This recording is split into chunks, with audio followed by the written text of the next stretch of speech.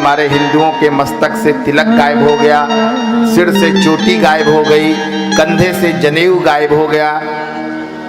इसीलिए हिंदुओं का पतन हो रहा है।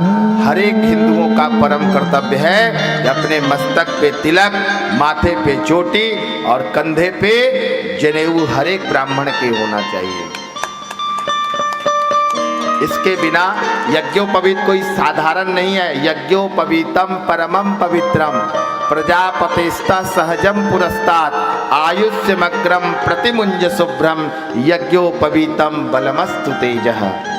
कितनी चीजें वह यज्ञोपवीत प्रदान कर रही है महाराज, महिमा जाने तब ना। लेकिन आजकल लोग जनेऊ को अपने चाबी लटकाने के लिए रख लेते हैं। कई लोगों को देखते हैं कि गोदरेज की चाबी जनेऊ में रखते हैं, क्योंकि सबसे सेफ जगह इसी को मानते हैं।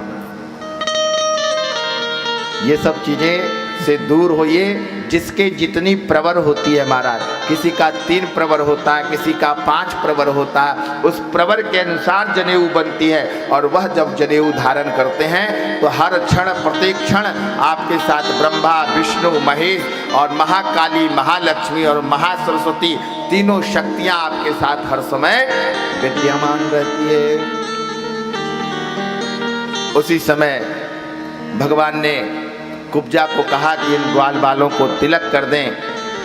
कुब्जा को सब लोग कुब्जा कह करके बुलाता था, लेकिन भगवान ने, कृष्ण ने कहा अरे ओ सुंदरी। अब जैसी कोई कुरूप को सुंदरी कह दे महाराज, तो उसके खुशी का कितना ठिकाना रहा। जिसको इतना हृदय गदगद हो गया कुबड़ा कर, और इतना आनंदित हुई कि पूछे मुड़ के देखी तो सुंदर सा बालक पुकार रहा है, पीतांबर धारण किए हुए, मुक्त मंत्र मुग्ध हो गई। और वह चंदन जो कंस को लगाने जा रही थी, वह सब ग्वाल बालों को लगाया, भगवान को तिलक लगाया। और तिलक लगा करके जैसी भगवान ने सबको तिलक लगा करके देखा तो बुलाई, बोली इधर आओ सुंदरी। वो कुब्जा कही भगवान मुझे क्यों सुंदरी कह रहे हो, मैं तो सब जगह से टेढ़ी हूँ, कुरूप हूँ। बोले अच्छा कोई बात नहीं है। भगवान ने उसके पैर पे पैर रखा और यहाँ ठुड्डी में हाथ लगा और ऐसी जैसी किया, पूरी सुंदर युवती बन करके। बोलो कृष्ण कन्हैया लाल की जय, वृंदावन बिहारी लाल की जय।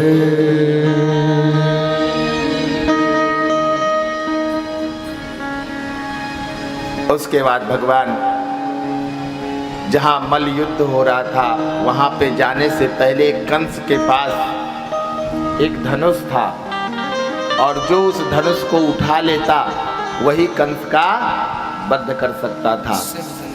भगवान और बलराम दोनों वहां गए और उस पे दर्शन पड़ा धनुष का। तो धनुष बलराम जी से कहा भगवान ने, भैया इसको उठा ले क्या। बलराम ने कहा एक बार उठाया था तो क्या हुआ था। बलराम जी ने आज्ञा दिया, लाला उठा लो। भगवान कृष्ण ने जैसे ही उस धनुष को उठाया महाराज, सबको पता चल गया कि अब कंस का समय नजदीक आ गया, क्योंकि जो धनुष का ही था, जो धनुष उठा लेगा वही कंस का वध करेगा। सुखदेव जी कहते हैं, मल्लानाम सुनिर्णाणम नरवरः स्त्रीणां स्मरो मूर्तिमान गोपानां स्वजनो सतां चितभुजां शास्तता स्वपित्रो शिशुः मृत्योर्भोजपतिर्विराट विदुषां तत्त्वं परां योगिनां वृष्णीनां परदेवतेति विदितो रंगागता साग्रजः। बोलिए वृंदावन बिहारी लाल की जय हो। भगवान ने कुबलया पीठ नाम का एक हाथी था महाराज, बहुत बलवान था। उससे भगवान को मरवाना चाहा, लेकिन भगवान ने उसका भी गोविंदाय नमो नमः कर दिया।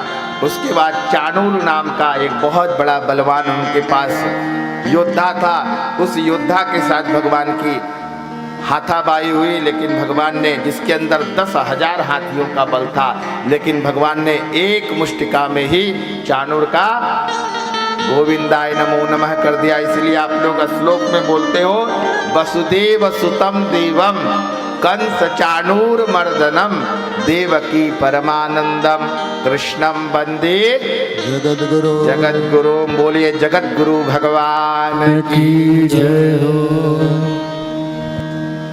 तभी अब इस अत्याचार का जो बढ़ा हुआ था कंस का महाराज पूरी मथुरा में, सब लोग त्राही त्राही कर रहे थे।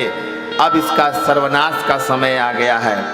जब जब धर्म की हानि होती है महाराज, ब्राह्मणों पर अत्याचार होता है, संतों पर अत्याचार होता है, गौओं पर अत्याचार होता है, तो भगवान अपने निज धाम को छोड़ करके और इस धरा धाम पर आ करके उन दुराचारी अत्याचारियों का संहार करते हैं।